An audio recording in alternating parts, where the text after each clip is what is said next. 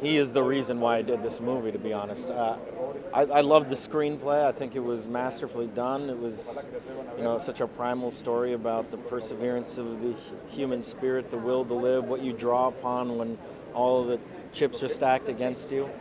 But it was about going on this Mecca with him. I saw in his eyes that he wanted to immerse himself in a completely different world, to submerge himself in nature, and almost do something very close to a documentary in its approach. And I recognize that he had a yearning for that. And he's a filmmaker that I've always admired.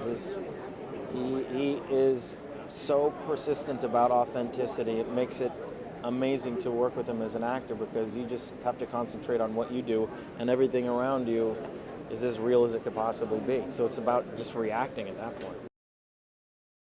There's a very haunting theme that so fits with Hugh Glass's journey. I mean, here he is trying to draw upon these ghosts of his past to summon the courage and the will to keep moving on. And Sakamoto's score just is indicative of that. I mean, especially those last few moments. It's incredibly haunting, and it's hard to put into words why music affects you or what it does to you on an emotional level, but it certainly works and fits in this movie. And I remember being in on the ADR session, just listening to them talk about it, and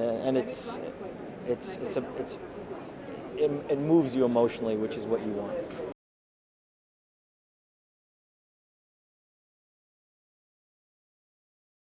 The director Alejandro wanted to have lots of layers of the sounds of acoustics and electronics. So, I had to combine both, like a heavily processed electric sounds with, the nice recorded orchestral sounds. So that was a bit hard. The strength of cinematography was amazing. It's actually, that's the most, the resource of inspiration for me. And also the performances of those actors and actresses are incredible. That's also inspiring. So overall, the direction by the director is, I don't know what to say. It's incredible. There are just a few dialogues going on for 2 hours and a half minutes of film. So, the images and the music and sounds, they are telling the story instead of dialogues. So that's why there's a gigantic amount of music there. There's one moment, the main role, Glass, has a nightmare kind of a dream, nightmarish dream, and where he can meet his dead son in his dream at the church. That's the most beautiful moment for me. I wish I could have the general method to achieve his request, but it was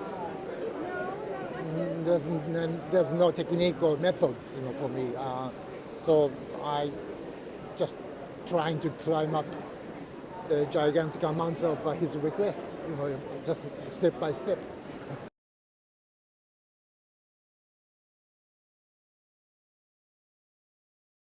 The name is said is somebody who returned from death, and I think this film is about revival. It's about the fact that sometimes in our life we die and born many times. We have to reinvent ourselves and being healed and fail and die and born again, and kind of the cycle of the plants in different weathers.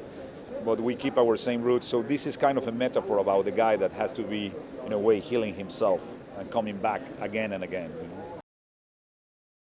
I think Ryuichi Sakamoto has been one of my favorite musicians in the last 30 years.